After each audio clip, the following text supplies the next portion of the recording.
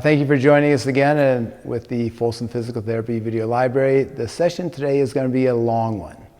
And so I need you to think about getting in a comfortable and supportive position during the presentation so that you're not wearing yourself out while you're watching the video.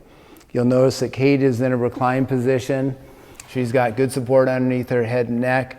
She has support underneath her low back. She can view the screen on her computer without stressing her muscles or her neck. She can be relaxed as she's watching the video.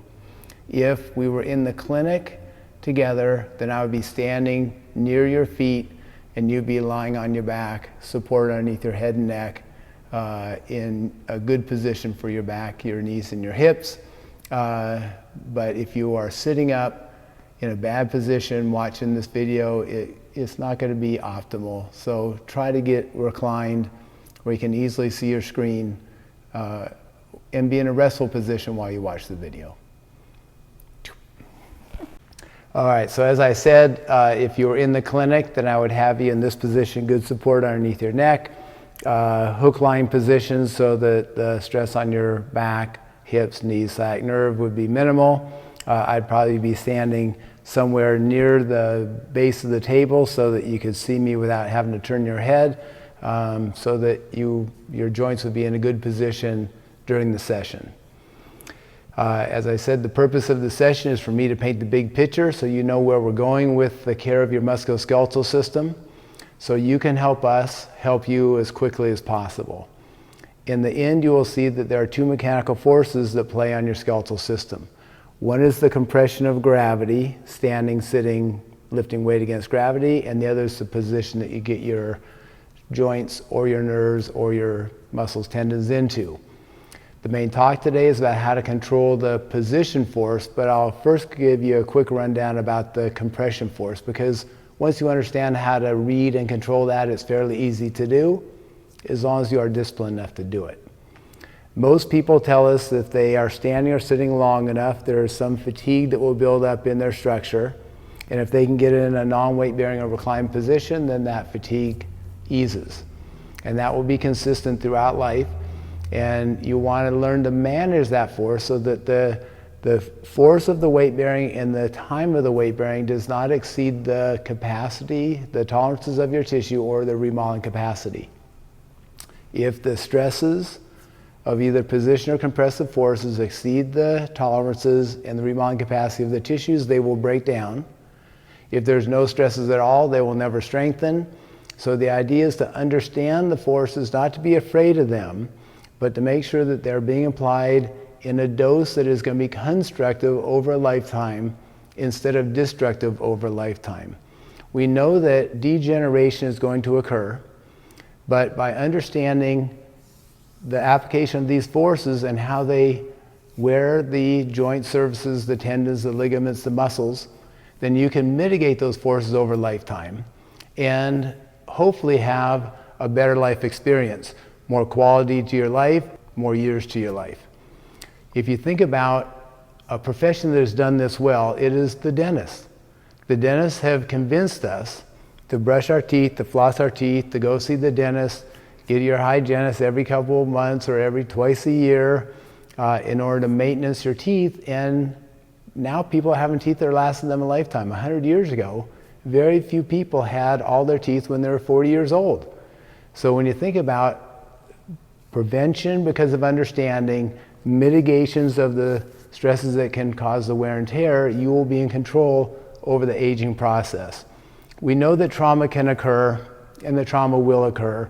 You could take beautiful care of your teeth and be hit in the mouth with a baseball and need a lot of dental work. So it's not a guarantee, but at least you're going to control what is in your power.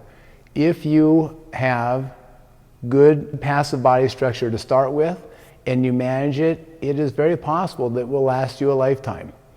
If you start chipping away at the health of the tissues over time, you may not know it for decades, just like you don't get a cavity without brushing your teeth for a day. It takes time for the degeneration to build up. But again, by understanding the game and choosing to play the game well, then you can influence how you age.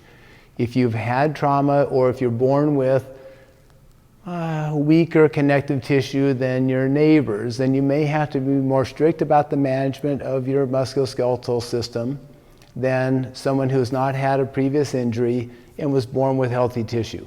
But you have to play the cards that you are holding at the time that you're holding them, and we can teach you how to do that.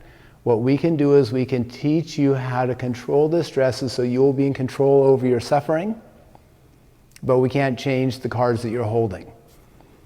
In the end, again, you'll find that there are two forces that play on your structure.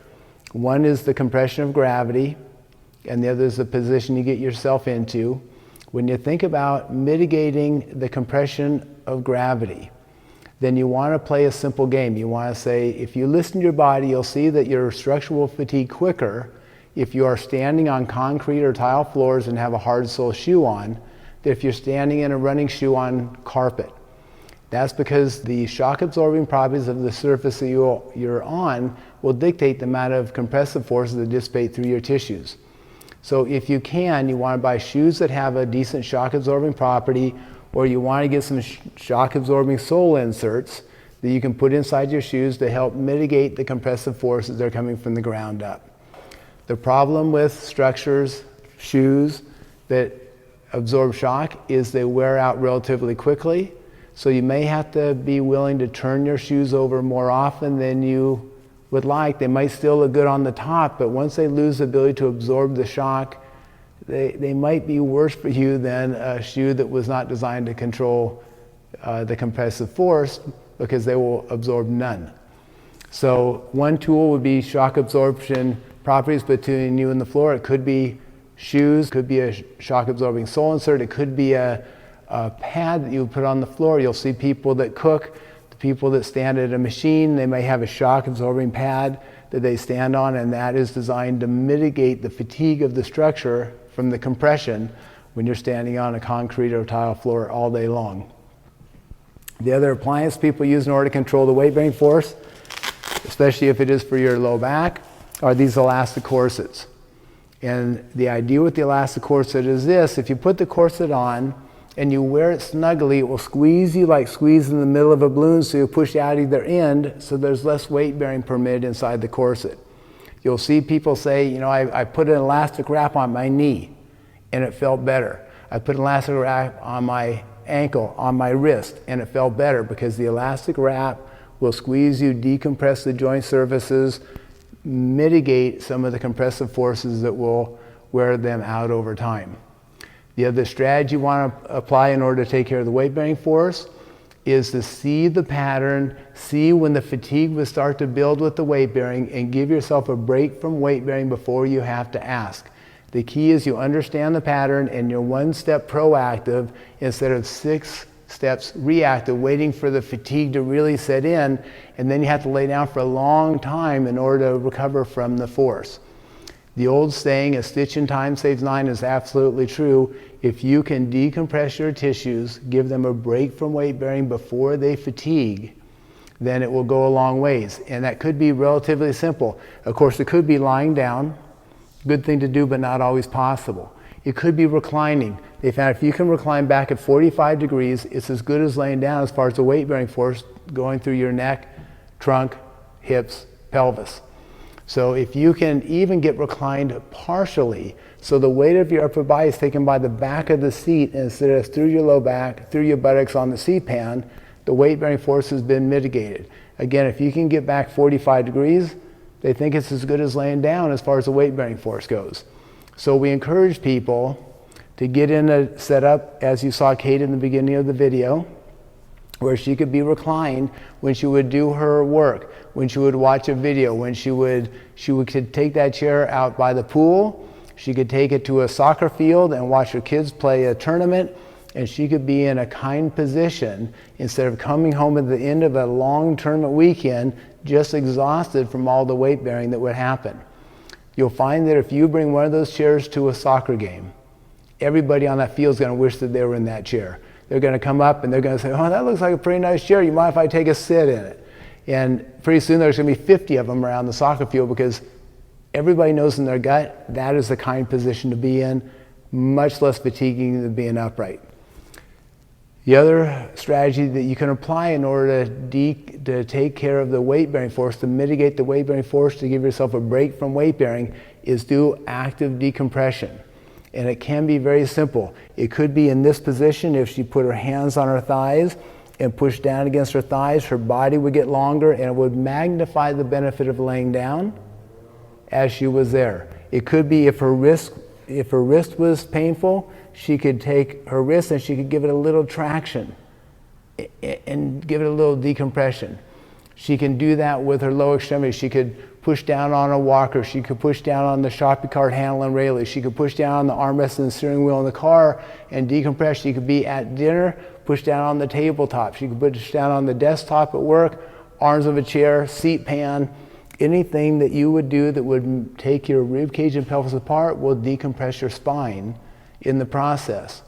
So again, the key to controlling the weight-bearing force is to mitigate the stress per minute, cushion in your shoes, cushion between you and the floor, shock absorbing cushion in the shoes, maybe an elastic corset around your painful part, low back, knee, ankle, wrist, trying to get reclined when you can. Even a little bit makes a huge difference. If you can go from full weight bearing to 10% recline when you're driving your car, working at your desk, it can make a huge difference.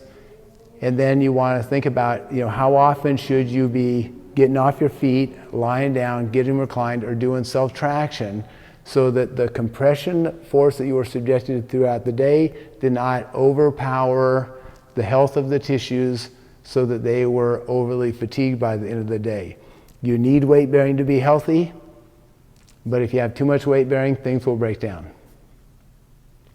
When you go to the gym, you're going to stand inside the room and you're going to look at the gym equipment and say, when I do that piece of equipment, do I pull myself apart when I'm using the equipment? Pulling down, pushing down, tricep curls. And if so, you're going to say, oh, that machine is going to be kind to my structure. If the machine compresses you into a seat or into the floor, curls, rows, military press, squats with weight on your back, you're going to say, ooh, I better make sure I've got enough tolerance in my tissue to tolerate that as I'm working my muscles. Will my structure be okay with that added compression? Because it will be adding compression to the structure. If it is negated, if you're in a machine and doing the pec deck, so there's no compression, no distraction, you'll say, okay, it's neutral. Not helpful, but not hurtful. If you're on a bench, doing a bench press, okay, weight goes through your upper extremities, of course, but not through your spine, not through your hips, not through your knees. So the weight bearing has been negated. You'll see that we will do a lot of exercise where you're either reclined, non-weight bearing, or there's a decompressive force, because we can work people extremely hard in those scenarios where we've controlled the compressive forces, in that people have proven that they can do it over a lifetime and maintain their fitness and be healthy. You'll find the many styles of training will choose a target tissue and they'll act as if it is the universe. So the runners, they will think that the cardiovascular system is the universe, but they won't say, well, what about the compression on my joints, my ankles, my knees, my hips, my back over time? The people that lift heavy weight against gravity, they think that the muscles are the universe. But they'll say, well, what about my disc? What about my joint surfaces over time? The people that like to stretch, they will allow the forces to dissipate through the body, and they'll say, oh, feels good to the long tissue, but what about the smaller segmental tissues? Can it tolerate that position force as they are stretching? So you'll notice there are a lot of styles of exercise, just like not taking care of your teeth, that don't manifest their issues until later in life. But you don't see, it's a very rare person that you see that could run through life. The person that you see finishing a marathon when they are 72 didn't start running until they were 58. So they didn't wear out their joints when they were young, and they conserved those joint surfaces in their discs so they had tread on the tire to use later in age. The person that's run the marathon in their 30s, their 20s and their 30s, is usually done by the time they're 35. because they've worn the tread away. And so you want to just be mindful about looking down the road and say, where is this path going to take me? And again, it's not wrong to run, it's not wrong to stretch, it's not wrong to do these things. You just want the dose to be within the tolerances and the remodeling capacity of your passive body structure to make it sustainable over a lifetime. When it comes to controlling the position force your body is subjected to during activity or exercise, it is more complicated. It takes more effort on your part, more understanding than controlling the weight-bearing force. Once you understand the weight-bearing force, you can see the pattern, you can choose to behave or not. But to control the position force takes skill and practice. When you think about controlling the position force that your body is subjected to, you want to think of your passive structure as being like a sprained ankle. If you stepped in a hole, took all the slack out of the tissue, applied a force, the tissue is going to yield, and then once it is yielded, then it is going to be pretty angry, and it'll be angry for a while. But then the inflammation will go down, some scar tissue will form, and it will be pretty good. You can walk in a straight line without trouble. You can even run in a straight line without trouble. But if you stepped in a hole, it was probably sprained quicker and take longer to heal than the first time you sprained it, because once you start to chip away at the health of the support structures of your joints or your tendons or your muscles, and you don't give them adequate recovery time, then they will be weakened from then on. And people say, oh, I've got a trick ankle, I've got an ankle that goes out on me once in a while. I can go years and be fine, but then something will happen, I'll step on a pebble, it will go out, give me big trouble. So if you think about how that works is this: every structure in your body can have a range it can be in, if you let this be relaxed, where there's virtually no stress on the structure at all. But every structure in your body will have more stress on it if you take all the slack out of it in any direction. In this case, stretch on one side, compression on the other. If you think about how your passive body structure is damaged by position forces, it is never in this mid-range. It could be in this mid-range for a lifetime and hold up well. It is when you take it to the end and either leave it there for a long period of time, like sitting in a bad chair, sleeping in a bad bed, being in a position where you're resting on the passive body structure over time and it fatigues from the stress over time. Or it's when you take it to the end and give it a ballistic force, like spraining your ankle, blowing your knee out skiing, picking up something heavy with your back. Once the tissue is damaged, you may not have all of this range without some kind of abnormal stress, and you'll probably always have less tolerance for this than you did before.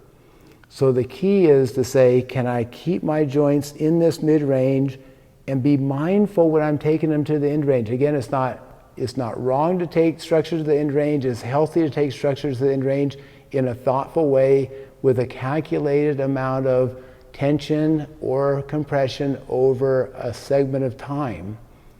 But if you are unmindful, if you're working at your computer and you're resting on your joints, if you sit in your car too long resting on your joints, if you sleep on a bad bed too long, if you bend over and pick up heavy weight repeatedly, then eventually the structure will break down if the stresses exceed the tolerance and the remodeling capacity of the tissues, and then it will become weaker and weaker and weaker, so it'll take less force and less range in order to cause the spraining. You know, they can plot out the amount of stress it takes to challenge a tissue or a system on a stress strain curve, and what happens when the tissues age, when they break down, when they're unhealthy, then the yield point moves closer to the starting point. And people say, but it used to be here and I want to be there again, so they keep going and it keeps spraining. And that's why quite often people end up having chronic issues with their back, with their neck, with their shoulders, with their knees, because they never get the gist of reading the mechanical forces, keeping them below the threshold. If you do, even a weakened structure does not have to be symptomatic. It's only when it's over-challenged that it will break down and it'll let you know that you are not taking care of it well. We are going to use the example of a low back for the example here of how to read the forces and how to exercise, because low back problems are one of the major reasons that people seek help from the medical system over a lifetime. It's estimated that 80% of people will have to seek help for some spinal issue during their life. And we believe that the other 20% of the people just don't go, they just put up with it. It is universal, but you're going to find that if you understand how to control the weight-bearing and position forces, then you will be in control and you can escape the problems that occur with back problems. Or if you have a back problem now, you'll learn how to manage it so that the flares come less often, less severe, your tissues will heal, your tolerances will improve, the yield point will move further back towards the healthy norm. The more you protect it, the more you let it heal. So that is going to be the game plan. Just like we move the finger through the range, she will move her back through the range. If she poked her tailbone into the table, her back would arch up into what's called extension. She'll feel at some point the joints start to jam together and there will be some resistance. If she does the opposite, if she tucks her tail underneath her back or flatten into what everybody calls flexion. And at some point here, the ligamentous tissue will pull taut and she will have some resistance. So the key is going to be that she explore that range and say, where does my back feel the most comfortable, the least stressed? And it should be a range of positions that she can have. It is very common, even in a healthy person, if they listen carefully, they can feel that they can move through the range resistance-free, and then at some point the resistance starts to build up. And even if it's not painful, you have to believe me that this is more stress on the joint than 80% of it. If she could keep her joints in that 80% as much as possible, or when she's performing a vigorous activity, then she can avoid the spraining of her back. Could be over a lifetime. So the way it will go is that she'll move in the range, and if it's painless, she'll identify where the stress starts to build up and say, I just have to stay short of that by 20%. If she moves and the discomfort in her back starts to increase, she'll say, that is when I'm applying stress to a vulnerable tissue.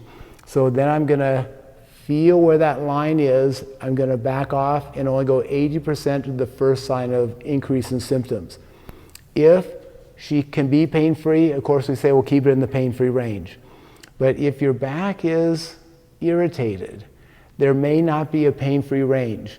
So what you are going to look for is the range where you have the least amount of discomfort. And as soon as that discomfort would increase, you're going to say, starting to go into a spraining range, I'm going to get out of that range, go 80% of that, keep it in the sweet range as much as possible. So if the best you can beat today is a pain level of 4, you can use the range where it stays a 4. But as soon as it goes to a 5, you know a 6 is coming and a 10's around the corner, probably a bad idea. All right? So she will explore the range and say if she can come here, and that will be 80%, and then she'll flatten her back, say here, 80% of what she could do before she feels stress, strain, or discomfort. That will be her usable range. The way she's going to use the range during exercise is this. Is she is going to anticipate the direction her back would move with an exercise or an activity. For example, if I ask her to bring both arms up over her head as far as she could, she would feel at some point her rib cage would want to flare, if you would help me out and demonstrate your rib cage flaring, and her back would want to arch into extension. So you're going to say, holy smokes, I can't even lay on my back and move my arms out to influence the position force my back will be subjected to. Everything you do is going to try to pull on your back. So with these exercises, you want to become so clever at feeling the direction your back wants to migrate normally, how to position away from it, what muscles you're going to use in order to keep yourself safe, and where the limit is, that it becomes a habit and you will stop the spraining of your back because you'll keep it in that 80% range as much as possible. So with this example, she brought her arms up, her back wanted to arch into extension, so she's going to prevent extension from occurring by flattening her back down towards flexion, by buying herself as much fudging room as she can. In case she makes an error, she'll fudge into good range instead of being near the end and spraining her back. Then she's going to contract her rock hard stomach muscles. So as she brings her hands up over her head, her stomach muscles will prevent her rib cage from flaring. If her rib cage never flares, her back never moves. She cannot get her hands on the floor because there's always a limit. But she could do this 1,000 times and keep herself safe from an extension force She just can't get her hands to the floor once and keep herself safe from the extension force. So again, the idea is not that we give people the illusion they can do everything and keep their back safe. We need to have them realize that if they can read the direction of force, know how to position away from the direction of force, what muscles to use to keep it safe, to identify where the limit is, they will be in charge of how much they suffer. Because if her back is in this range, it will not be sprained. If she moves beyond that and the tissue is healthy enough, her back won't be sprained. But if her tissue is vulnerable enough, then it could be enough to re-sprain the ankle, cause the inflammatory process, son of a gun, another 3 weeks suffering before it clears up. That seemed like a pretty simple example, but we can make this unbelievably challenging. But it's only safe for us to make it more challenging if you understand what we are asking and what the game is, and you have perfect technique and no increase in symptoms. Perfect technique, no increase in symptoms. The old saying, no pain, no gain, does not work for the passive structures in your body unless somebody has really examined you well and said it is painful because it has lost the range. The tissues become too thick, too dense, too adhered together, and we need to tease it apart. But that should be done in a calculated way and after a thorough examination, so you know that's what the presentation is. If the body part is symptomatic because it has been over-challenged and the tissues have weakened or become distended, so the yield point has moved towards the beginning of the stress-strain curve, the idea has got to be to keep the stress off of it so you start the re-strain process so your healthy body can do its job and heal it as well as possible. So if we wanted to make this more challenging, we would know in this case the danger is still going to be extension, so she is going to tuck her tail underneath her and flatten her back towards the table appropriately, not so far it hurts, but she's going to bias away from the direction of stress as much as she can in order to give her some fudging room in case she makes a mistake. The example here is going to be she's going to pick one foot up off the table, and as she does, she will feel that the weight of her leg would cause her pelvis to want to spin and her back would want to arch into extension. The example could be better if, in the beginning, if I asked her to pick both feet up at once, then she could feel that there is a huge amount of force that would cause her pelvis to want to tilt, her back would want to arch into extension. So again, we can break that up into pieces. If she flattens her back slightly, tightens up her rock hard stomach, as she picks this foot up an inch, that's a heck of an inch, then she will feel that two things happen. One is her pelvis wants to rock and her back wants to arch into extension, but then there's a new force. Her pelvis will want to drop on the side that she picked her pelvis up on, so now we've introduced a rotation force. So she is going to have to say, okay, if I put my foot down and I find that kind position for my back, can I even be conscious of the weight bearing I have on each side of my pelvis so I can tighten my stomach up enough when I pick the leg up, there's no change in weight bearing between her back, pelvis, and the table. And if she can do that, that means she's holding her back in a stable position. So if she puts that foot down and then she picks the other foot up, then she'll have to calculate, because now it's going to be the opposite rotation. Now her right side is going to want to drop to the table. So she's going to have to use different obliques in order to control the position force towards rotation in this way.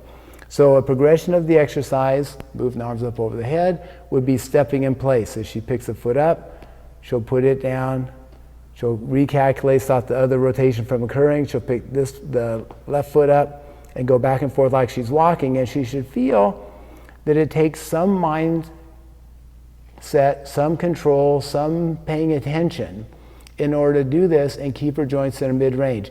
Again, much more complicated than controlling the compression force, but it's going to be really worthwhile.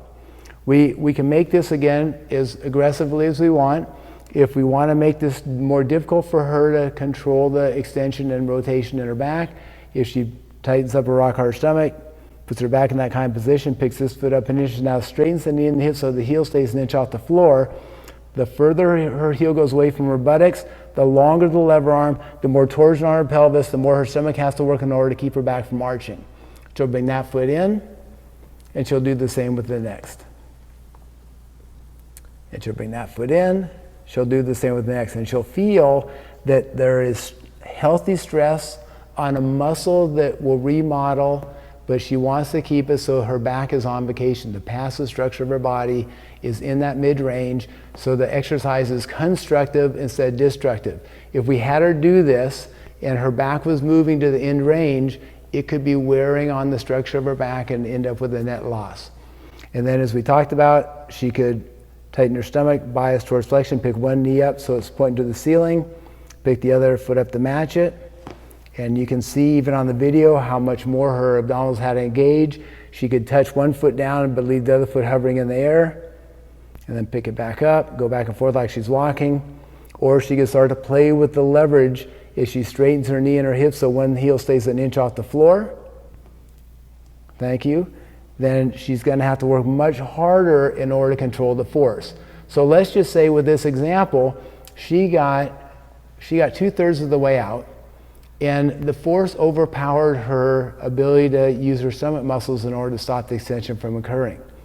She would say, limit how much I can do. If I go more than 3/4 of the way out, I'm going to be challenged. So the first thing she'll ask herself is, can I rise to the occasion? Can I increase my focus? Can I increase my muscle tone? Can I get the job done? Because that's the way I'm going to get progress as fast as possible. And if she can, we're going to ask her to do it. But if she can't, no matter how hard she tries, every time she straightens her leg more than 2/3 of the way out, her pelvis tilts, her back arches, and the pain goes from a level of 4 to a level of 5, we say, only bring it 1/3 of the way out. Train at 80% of where you have, where your limit is, so you continue to have perfect technique, no increase in symptoms. As you gain strength, control, coordination, understanding, endurance, then we'll have you start to tease, move into the range. But we can't ask you to exercise beyond your ability to keep the stress off the joints and on the muscles. So that is going to be the example of controlling extension. And you'll see that the game is going to be identify the direction of force, figure out how to bias away from it to buy you fudging room. What muscles do you need in order to absorb the force, to keep the stress on the muscles and off the joints, identify where the limit is, and then how to tie it to like activities. So you're going to find that as we progress, there will be other activities that will want to cause her back to arch into extension. She'll have the same strategy. She'll bring a rib cage and pelvis close in the front. She'll use her rock hard stomach, eventually a rock hard stomach and a rock hard buttocks as a force couple to stop extension. And that would be true whether there was 50 exercises we gave her where extension was the danger, or in the real world it would be standing in line, carrying something heavy, or work with my hands above my head. Instead of letting my back arch into extension, I can tuck my tail underneath me, use my stomach and my buttocks, respect the limit, keep the force on the muscles, off the joints. So she wants to see how the exercises pertain to function, because if we teach her to exercise well, but then she sprains her back 50 times a day because of the way she moves, her back is still going to be sprained at the end of the day. So that would be the example for extension. Now we're going to switch gears to flexion. With flexion, you want to think of activities such as washing your face, getting a box off the floor, getting something out of the trunk of your car, tying your shoes, things where your rib cage and pelvis are going to come closer together, your back will get rounded backwards. So in this case, she's going to say if flexion was the danger, then she's going to put a slight arch in her back, not so much she jams it into the end range where it's painful, but she's going to move away from the direction of force as much as she can without getting in a stressful position to buy herself that fudging room in case she makes a mistake. The example for this, believe it or not, is going to be doing a partial sit-up. She's going to put both hands behind her neck. If she was just doing a sit-up and she brought her rib cage and pelvis, her rib cage up, then she would feel the stomach muscles would not only pull the rib cage down to the pelvis, they'd pull the pelvis up, the rib cage, her back would flatten to the ground naturally. So she's going to say, I see the pattern. Flexion now is the danger, so I'm going to put a slight arch in my back, and I'm going to feel when my back is in that comfortable position where my tailbone or pelvis, my low back and my lower ribs are either touch or not touching the table, when my back is in that sweet spot. And then when I do the sit-up, I'm going to use the sit-up to pull my rib cage down towards my pelvis, but I'm going to use my back muscles in order to glue my tailbone to the table. So when I do the sit-up, stress is on healthy muscle, front and back, joints are in their mid-range.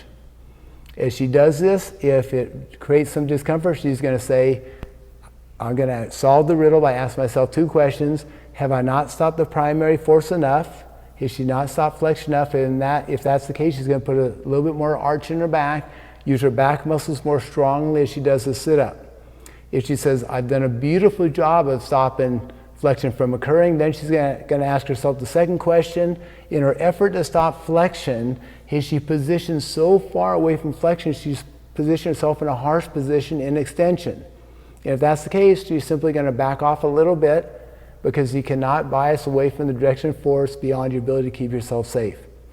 So she's going to find that sweet spot. She's going to notice where her pelvis, back, lower ribs are touching or not touching the table. As she comes forward to do the sit-up, she's going to keep her tailbone glued to the table. Go down again. So put a slight arching back, overemphasize just a little bit so the crowd can see.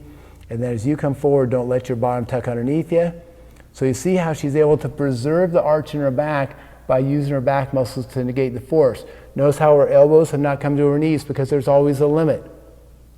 She can do this 1,000 times and keep herself safe, but she can't round forward all the way once and keep the stress from dissipating through the passive structure of her low back. So again, the game is the same. Direction of force, bias away in your good range. What muscles do you use to keep yourself safe? Where's the limit? How does it tie to like activities? Every time there's an exercise where flexion is in danger, she'll say, oh, yeah, the sit-up. I'll cock my tailbone back muscle, use my back muscle to keep myself safe. I'll read the forces so that I know that I've done the appropriate amount of positioning. I'll identify where the limit is. I'll exercise about 80% of where that limit is, so I can exercise well and over enough time that I get the remodeling I need to be able to do more later in a safe way. And then she's going to say, oh yeah, it's the same as washing my face. If I cock my tailbone back, I'm supported by muscles, not by joints. If I go down to tie my shoe and I can keep my rib cage and pelvis apart in the front, stimulate my back muscles, it'll be less force on my back. You with me? So that takes care of 2 out of the 4 position forces that you need to control in order to control the force that will dissipate through your spine. The third is going to be rotation. The fourth will be side bending. We're going to save it until later. Rotation is very hard on the lumbar spine for this reason. If you look at the structure of the spine, you'll see that the facet joints are positioned so that the inferior facet of the superior vertebrae fits inside of the superior facet of the inferior vertebrae, and you'll notice that the plane is such that when you go to rotate, the facet joints will jam together very quickly. There's about 1 degree of rotation per segment in the lumbar spine. When the bony connections connect, then they become the axis of motion. And when that happens, it causes a shearing action at the disc. And that shearing action challenges the structure of the disc and will cause it to wear down quickly. And that is why people that participate in a lot of rotation sports end up with back trouble, because of that repeated stress to the disc with a shearing action instead of allowing the axis of motion to stay where it belongs, causing increased mechanical stress, break down the tissues, leading to back trouble as people age. So rotation comes into play with 2 kinds of activities. One is when you move your body in a circular pattern. Working at the kitchen counter, go to put something on the stove. The other way rotation comes into play is when you move your body in an asymmetrical pattern. It could be opening a door. It could be wiping down the kitchen counter. It could be doing something like a golf swing. But when you move your body in an asymmetrical pattern, rotation wants to dissipate through your spine. As we demonstrated, you're going to jam the facet joints together. There'll be shearing at the disc. It will cause trouble. It'll either wear your spine out or it will give your spine big trouble once the degeneration has started to occur. So the example here is going to be to have Kate roll onto her side. So we're going to ask Kate to move to the far side of the table. When people roll naturally, they have a tendency to lead with their knees and let their back get twisted into rotation, bring their shoulders in too late. When they go to roll from their side back onto their back, they have a tendency to lead with their shoulders, bring their knees in too late. Again, the rotation force dissipates through the spine. So if we are going to minimize the position forces for rotation, the key is going to be for Kate to put her back in the middle of her good range for flexion extension like she did with the first forces. And then she's going to try to roll like a log. She's going to tighten up her stomach, her butt, and her back muscles, form a force couple with all three. So when she rolls, her knees, sternum, nose will stay lined up, so she'll reach earlier with her left arm in this case. When she goes to roll onto her back, she's going to have to push with her right arm and think about bringing her knees in earlier so she'll roll like a log, accomplish the task, less rotation force that will occur. And again, that will be true if she's working at the kitchen counter and she goes to put something on the stove. Instead of allowing the rotation force to roll through her back, she'll move at her feet so that the task is accomplished, no rotation going through the back. Or she's going to think about when she's performing an activity that would include rotation, then she'll have to start from the floor. She'll have to grab the floor with her toes, tighten her thighs and her buttocks muscles, tighten the muscles in her trunk, so when she opens the door, when she wipes down the counter, the force is absorbed by the muscles that can support the spine instead of dissipating through a weakened structure and potentially giving people trouble. So if we take this and we try to move it to the next, then I'll have her flip onto her hands and knees on the table. So in this position, she's got the weight of her pelvis over her knees, the weight of her body over her hands. She'll explore her range. She'll tuck her tail underneath her and see how much flexion she has before she'd either run out of room at the connective tissue or feel discomfort. She's going to allow her tailbone to poke up in the air, let her back sag into extension, see how much range she has before she starts to feel the joints jam together or she feels some discomfort. Then she's going to go 80% of either the first sign of tension or discomfort in her back, and that will be her usable range in this position on this day. The range that she has will change depending on the position that she's in, how angry her back is at her, how fatigued she is during the day. The example here is going to be she's going to bring her hands in front of her shoulders 3 or 4 inches. And then she's going to rock forward so her shoulders come over her hands. And as she does, the weight of her body is going to want her back to sag into extension. She'll say extension. She'll say, oh, extension, that was the first exercise. So what did she do? She tucked her tail underneath you. She tightened up her rock hard stomach, and she will rock forward as far as she can before she runs out of room at her hip or at her strength, so she can still maintain a strong Roman arch held up by her rock hard stomach muscles instead of sagging down like an old cow and letting the force get to her joints. You'll notice in the end, to stop extension, it's going to be your abdominals and your gluteals. At this point, she has a little bit of a Jello commercial going on here, so I'm going to ask her to tighten her stomach and squeeze her buttocks like there's no tomorrow. So now you can see how they've engaged, so she has a strong support system so that she is really protecting her joints, getting something out of the exercise. There's a limit how far forward she can come before she could not prevent her back from arching into extensions. You're going to say, direction of force, what's my strategy, what muscles, where's the limit? Oh yeah, I could do this back and forth repeatedly, tucking my tail underneath me, curling my ribcage forward, tightening up my rock hard stomach and buttocks, be in the support system, keep herself safe from extension. Same as she did with the first exercise when she picked her feet up, standing in line, carrying something heavy, working with her hands above her head. So then she's going to bring her hands back underneath her shoulders,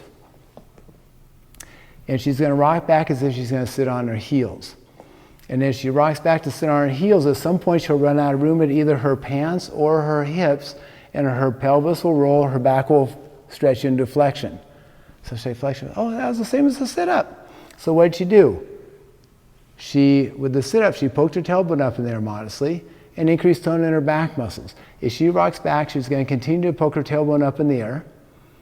And then when she runs out of room at either her pants or her hips, then she is going to stop, because if she goes any further, her bottom will round. Can you let your bottom round just to demonstrate? Thank you. And her back will round into flexion.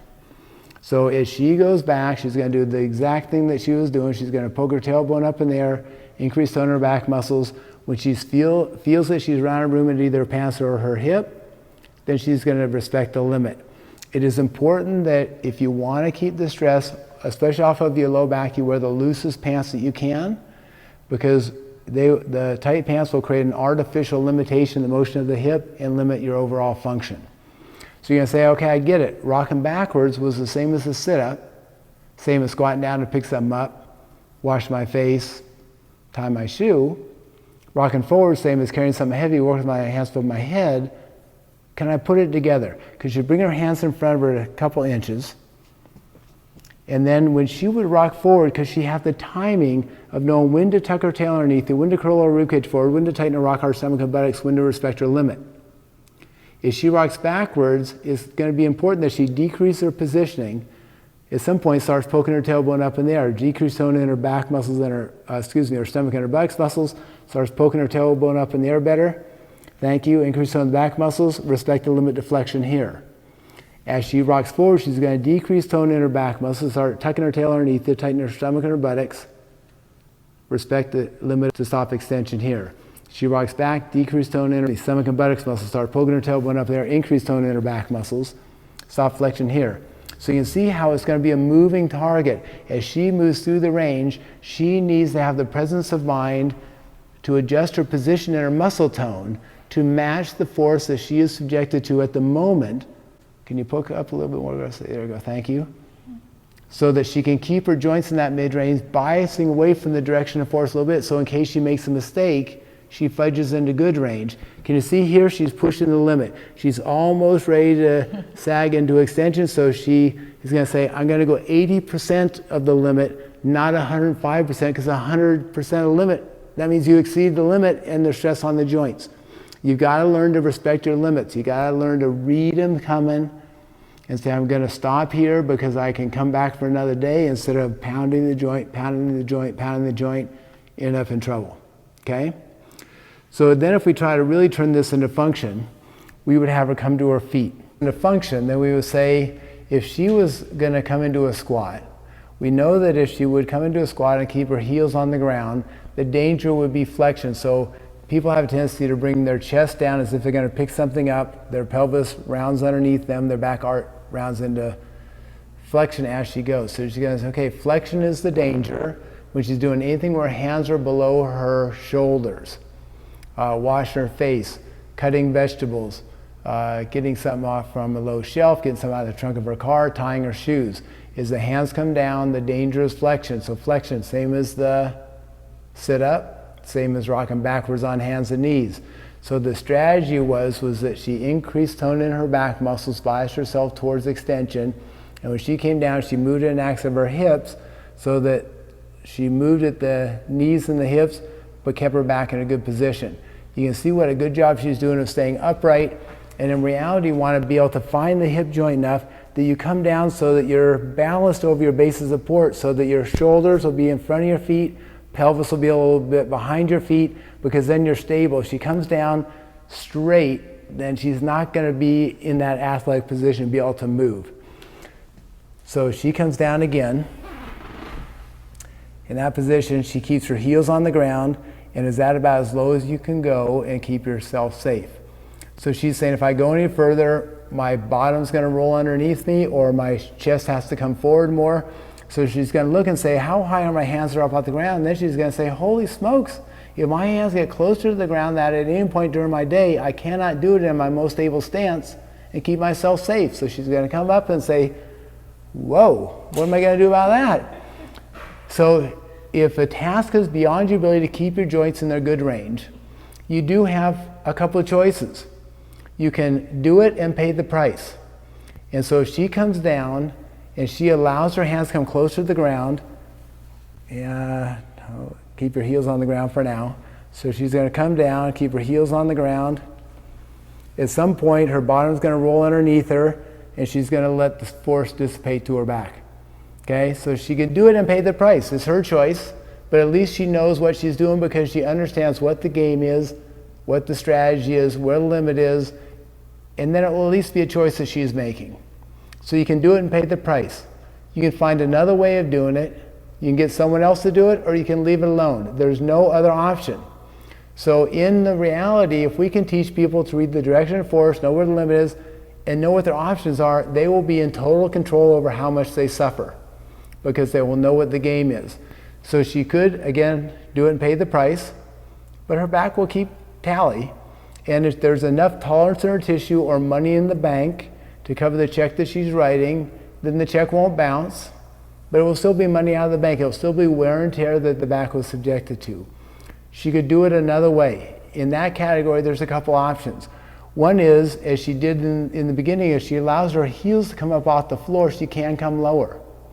So she comes down, allows the heels to come up off the ground, and she can come lower, but she can't quite reach the floor.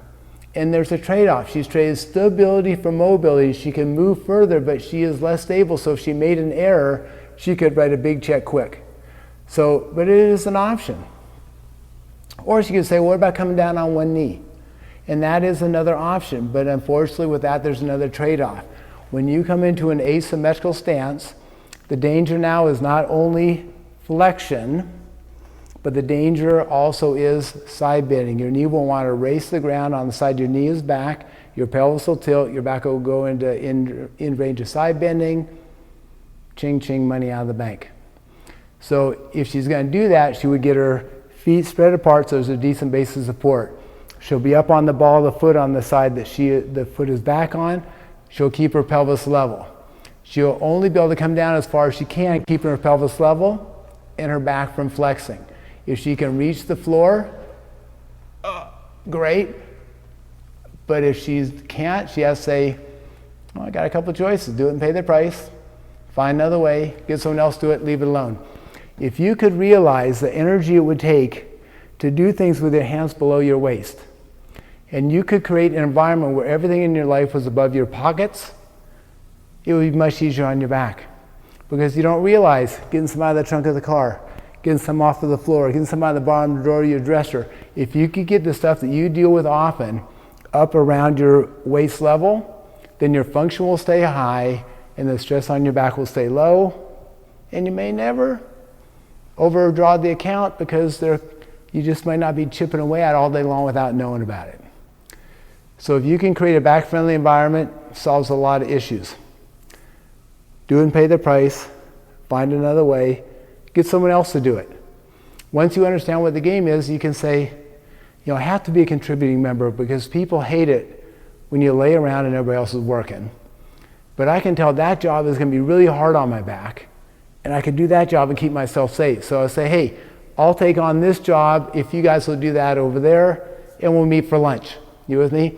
So it allows you to survey the territory and make a choice. So you can still be a contributing member, but you can control the stresses because there'll be just some things that are too heavy, too long, too much range, that will be challenging you that could just not be worth the price you're going to pay for it. Do it, pay the price, find another way, get someone else to do it, leave it alone. I think when people realize it's not worth it to have a clean car, who cares if there's stuff on the floor? I know it's nice to have a vacuumed rug, but vacuum is pretty hard on the back. So if you could get a Roomba, or you could just let it go. I mean, we know bachelors that haven't vacuumed their house for a year and they haven't died yet. So you got to get good at sizing it up and saying, when is it important? When is it worth the stress on my body? And when am I going to choose to let it go or get someone else to do it? If you have enough money, take money out of the cash account and save the money in the body account. So somebody else is doing the big wear and tear thing so that you can last over a lifetime. Again, if you understand what the game is, control the weight bearing, the position forces, then you can control how you age. You can be like the dentist when they said if you brush and floss your teeth well, you'll probably have teeth when you're 40, 50, 60, 70, 80. When you think about the styles of training and the fact that most of them are unsustainable because of either the compression that occurs with the running, with the weightlifting against gravity, or with the in-range positioning that happens with a lot of dance, with yoga, with Pilates. They say that yoga and Pilates are the greatest friend for the hand and wrist surgeons because all the weight bearing through their wrists. I mean, you can just see it's all the same. Keep them in the mid-range, mitigate the compression. Wrists will last a long darn time. But when you don't see the pattern, things are going to wear. So if you can conduct yourself in this way, then you can preserve your passive body structure. When you think about the fact that what your cardiovascular system needs to be healthy is 30 to 40 minutes of cardiovascular exercise 3 to 5 days a week. And if you do that, then you will be preserving a key factor in your longevity over time. But if in the process you are wearing out your joints, as soon as your lower extremity joints or your spine can no longer perform the critical cardiovascular exercise, your fitness will go downhill quickly. So the idea is you look down the road and say, can I conduct myself in such a way where I preserve the health of my tissues so I can still perform the critical cardiovascular exercise in my 50s, 60s, 70s, 80s, 90s, and beyond, so that you can maintain your health, maintain your mental function as you go. As soon as you've worn your passive body structure out, then that game becomes much more challenging.